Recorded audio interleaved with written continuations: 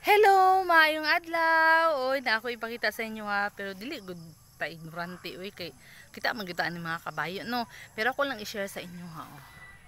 Nami kabayo dinhi, di ba? Babae na siya nga kabayo. Dinhi sa mua ang tawag yun sa kabayo din sa mua kuda kay muna ang tawag sa mga bagobo. Sagaran na rin bagobo tagabawa sa amuang lugar. Muna ang ginagamit transportation sa bukid, ginakargahan, ginakaryadahan og saging og lubi.